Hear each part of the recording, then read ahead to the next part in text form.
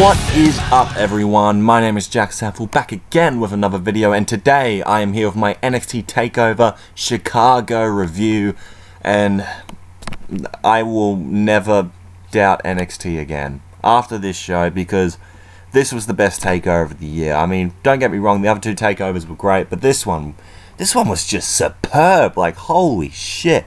Brooklyn Free, you have a lot to live up to after this show, man. TakeOver Chicago was just a fantastic wrestling show. NXT always delivering the goods as usual, and let's get into it. So first match was Eric Young versus Roderick Strong, and this was a pretty decent way to open up the show. I really enjoyed it. I like how Roderick Strong didn't come out through the ramp, and he came out and took out the two members of Sanity, which was Killian, Dain, and Alexander Wolfe, which he's kind of trying to take down at the moment. He wants to take out Sanity and all that, and he was doing really good, you know. He was hitting some knees and all that. Roderick Strong was doing great stuff. Like, Eric Young jumped off the second rope, and he actually caught him with a beautiful drop kick. It looks really good.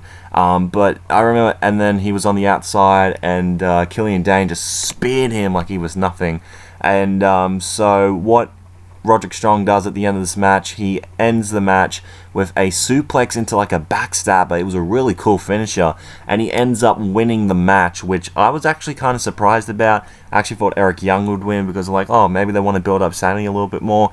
No, they give it to Roderick Strong, which is interesting. If they are going to go for this direction, I wouldn't be surprised if he goes after the NXT Championship next, and we get Bobby Roode versus Roderick Strong, which I'd be down for. That'd be a pretty cool main event. So yeah, really good way to open up the show. But the next match, no words to describe how unbelievably good this match was. Tyler Bate versus Pete Dunne for the United Kingdom Championship. Just, I have to clap for this match. Fucking fantastic. Pete Dunne is officially my favorite heel in the company right now. Just, he's so good at just making you want to hate him. He's so good at like twisting people's limbs. Like, he was pulling back Tyler Bate's fingers, and it was just, oh, it was hard to watch. It was really hard to watch. And he, you know, did like a reverse suplex or whatever onto the apron, where like he reverse suplexes him, and does, the opponent does a flip and lands on the apron, which was brutal. But then Tyler Bate, you know, he was a great babyface in this match as well. You know, he did like a moonsault into a suplex, and then he went for a moonsault again, like a standing moonsault, but then he got caught in a triangle hold, which was nuts. There was like, Tyler Bate did the best airplane spin I've ever seen. Just, he was doing, you know, he got 100, you know, revolutions per minute or some shit. And then Tyler gets caught in midair with Pete Dunne's, you know, killer punch. And then there was the reverse suplex sit-out powerbomb, which was really cool.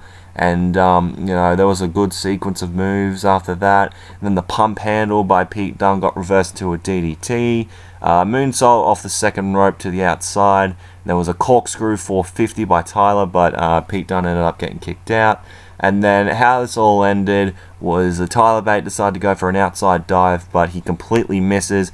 Pete Dunne throws him into the ring, hits him with the bitter end, and wins the UK Championship. Unfucking believable match. Just British wrestling, the UK style wrestling that WWE has now, I'm starting to become a huge fan of it, because there was a UK special yesterday that, if you haven't seen, go check it out. It's really, really good. Tyler Bate and Mark Andrews had a really good match on there. But this, holy shit, this was good. Pete Dunne was just an amazing heel, you know. The bruiserweight idea, I'm all over that, man. I love that. And Tyler Bate is also a very sympathetic babyface as well. You know, he's only young. He's like 20 years old, and he's winning championships. That's very impressive. But yeah, hats off to both of these guys for putting on an incredible contest. But it keeps getting better. It's NXT, guys. It only keeps getting better. We get a triple threat match for the NXT Women's Championship. Asuka defending against Nikki Cross and Ruby Riot. Now, Ember Moon was supposed to be in this match, but she ended up getting injured, I think by Asuka, and I'm pretty sure Asuka has gone full-on heel now in the build-up for this match. And this was really, really fucking good as well. Asuka even hit an ankle lock on Nikki Cross or Ruby Riot, I forgot which one. And then Nikki Cross got hit with like a super kick and then a German by Asuka, which was cool. And Nikki Cross, Asuka tries to do like a baseball slide or whatever, and then Nikki like catches her on the apron, which I really liked. I thought that was cool. And there was a knee to Ruby Riot that Asuka hit. She ends up pinning both of them because she ends up getting knocked out by like how powerful that kick was. Pins both of them and just is able to hold on to that NXT Women's Championship. And you see Ember Moon up in the stands watching on with a broken arm and all that, or something going on with her arm. So I'm pretty sure at Brooklyn 3, if Ember Moon heals up and all that, it's going to be Asuka and Ember Moon for the Women's Championship, and Ember Moon will win the championship because it just makes the most sense to me. I don't see why they wouldn't put the belt on it. It would not make any sense to me if they don't, but this is all cool with me. I really like this match, and yeah, solid triple threat match with these three girls.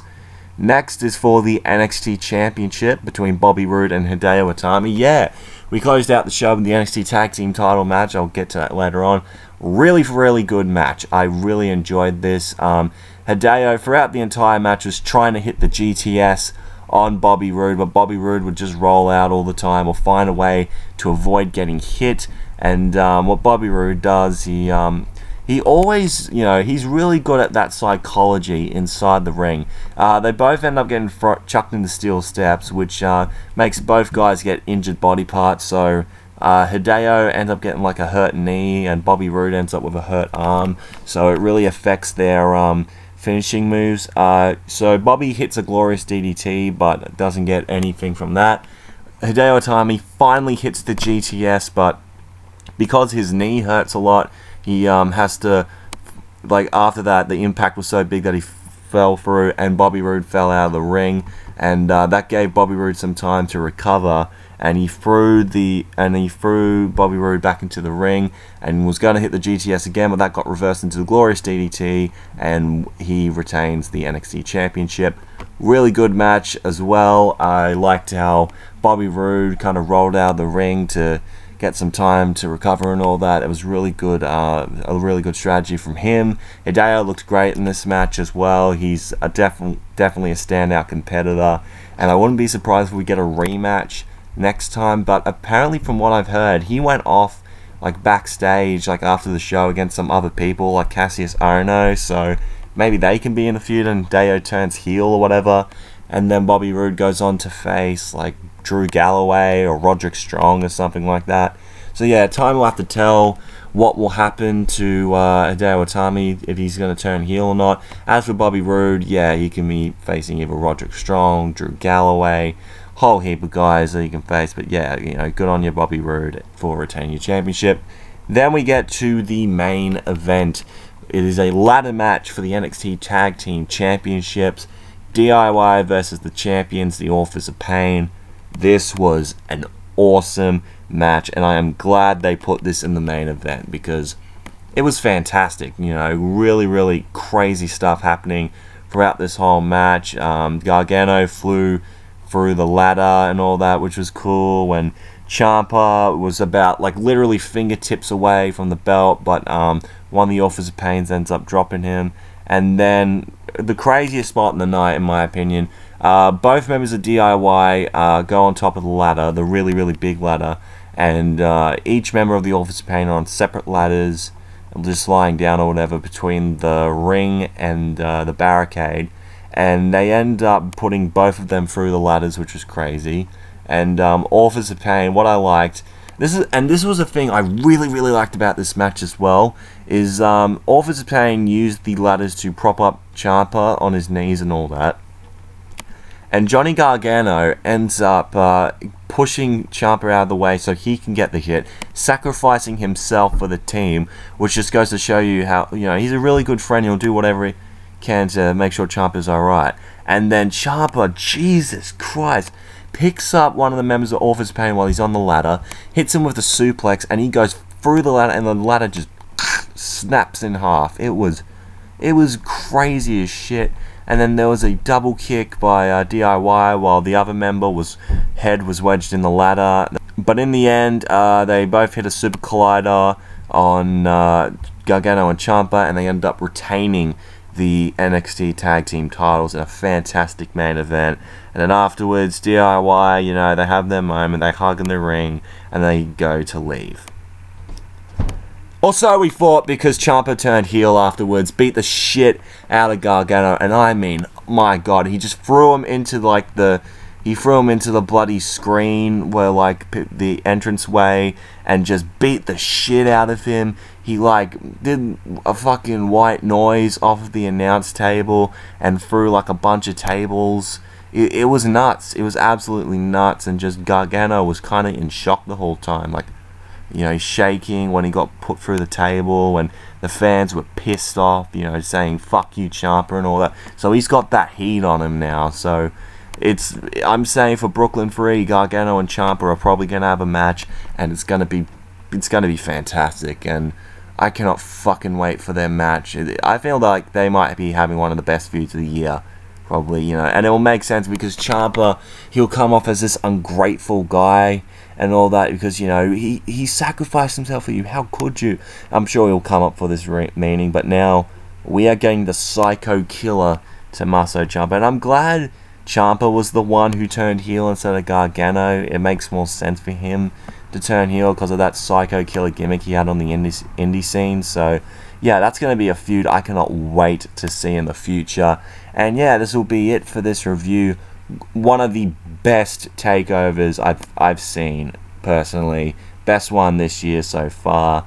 And yeah, thank you guys for watching this honestly pretty quick review. Hope you have enjoyed. If you did, make sure to leave a like, comment down below what you thought of NXT TakeOver Chicago, and if you want to see more from me, hit that subscribe button. You'll be glad you did. Twitter and Instagram's at JackamanLove31. Thank you so much for watching, and I'm out in 3, 2, 1.